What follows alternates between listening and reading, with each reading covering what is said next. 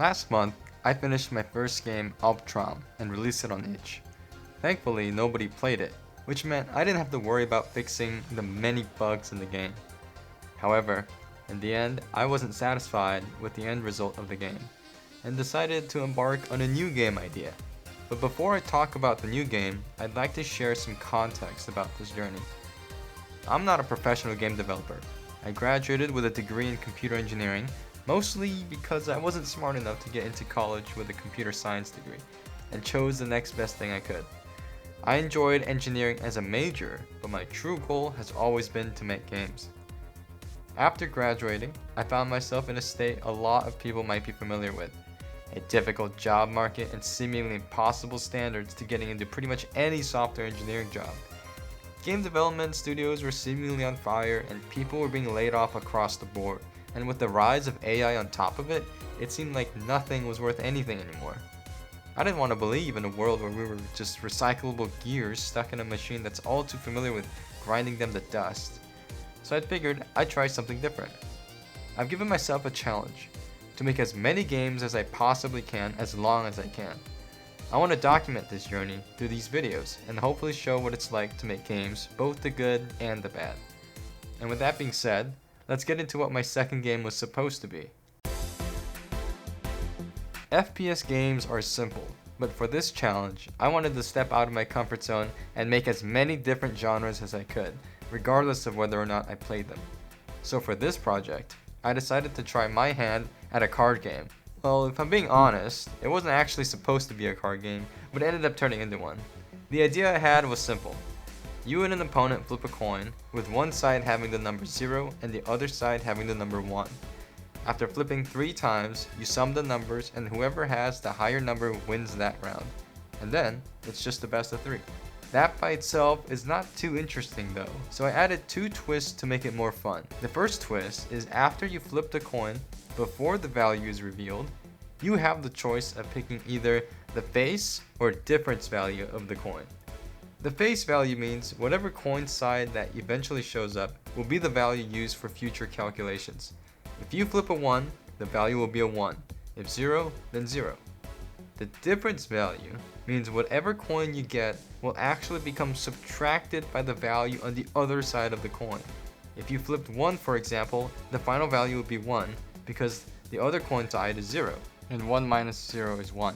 On the flip side, if you got 0, then the final value would be negative 1 since 0 minus 1 is negative 1. So you might be wondering, why would I ever pick difference? The answer is that you get a bonus times 2 multiplier on whatever value you get on difference. If you flip 1, then it'll become 2, but if you flip negative 1, it'll become negative 2.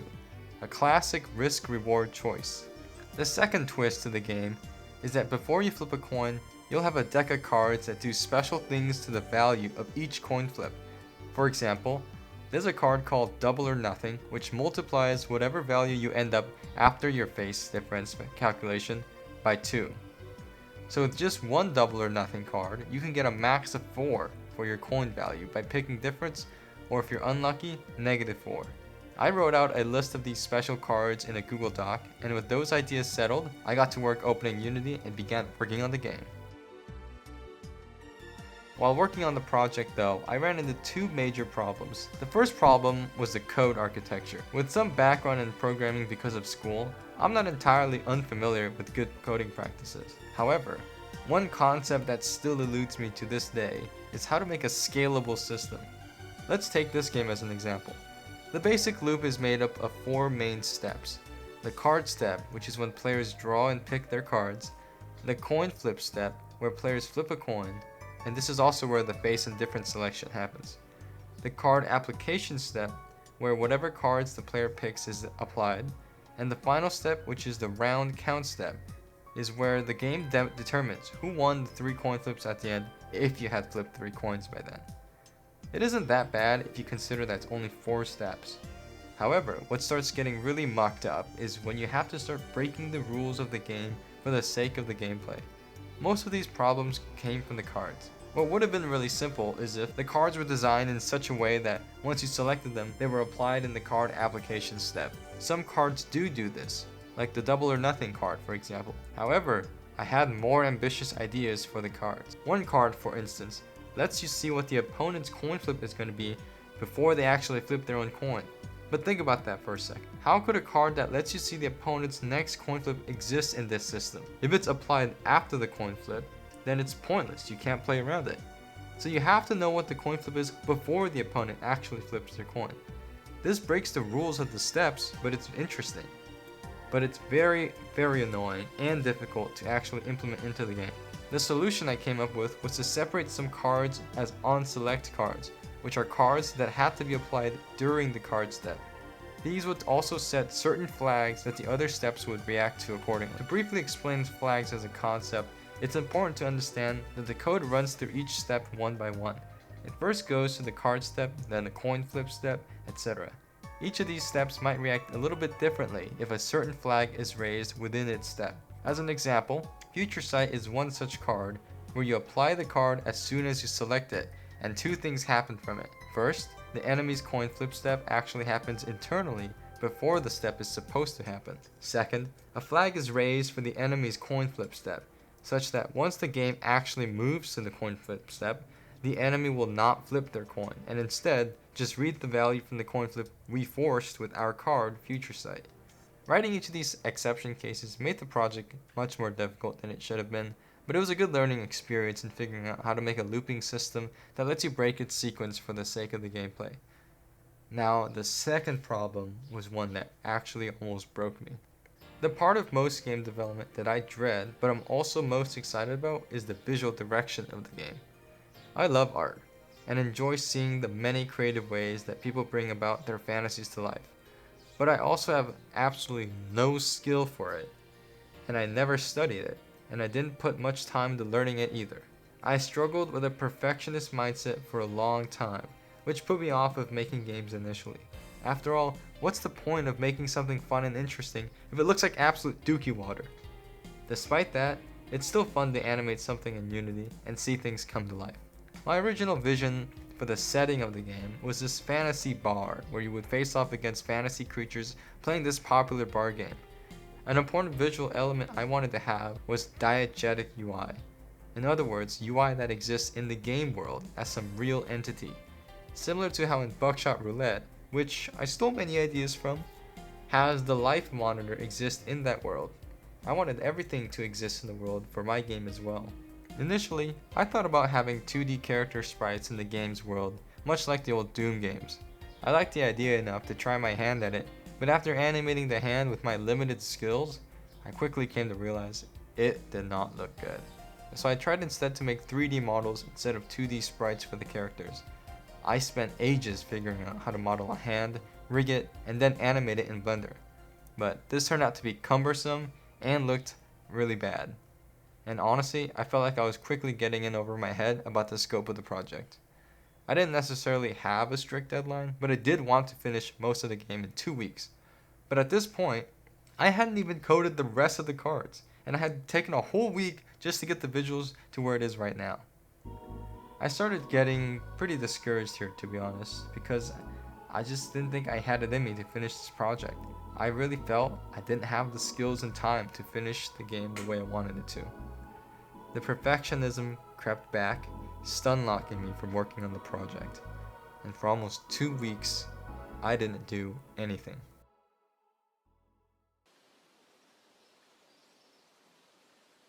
During the break, I spoke to some of my friends about the troubles I was having with the visuals.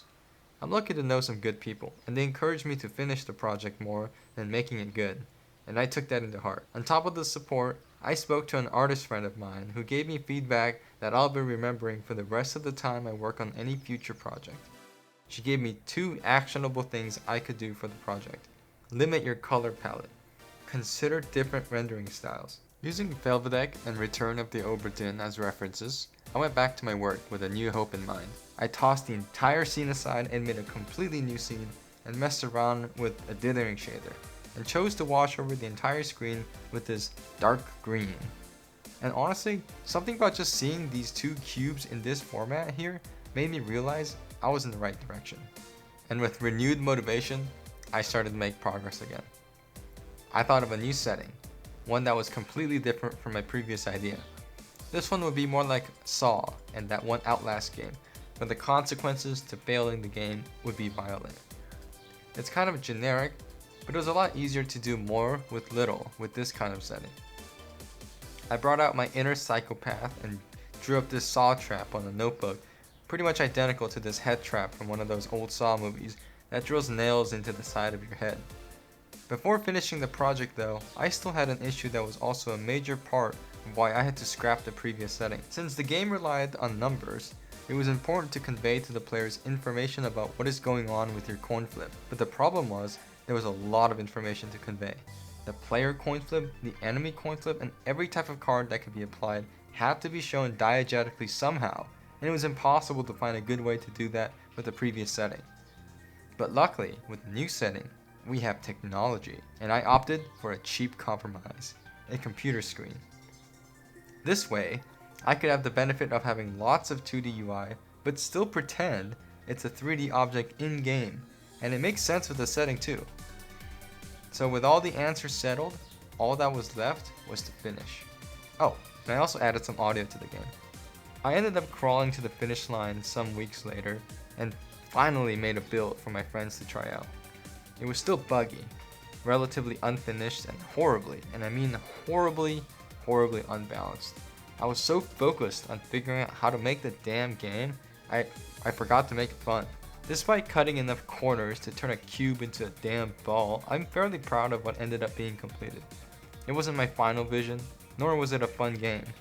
Honestly, it wasn't really anything at all, but it meant something to me. I already have some ideas for the next project, and I'm excited to get to work on making it. Until then, thanks for watching, and I'll try to get the next video out sooner.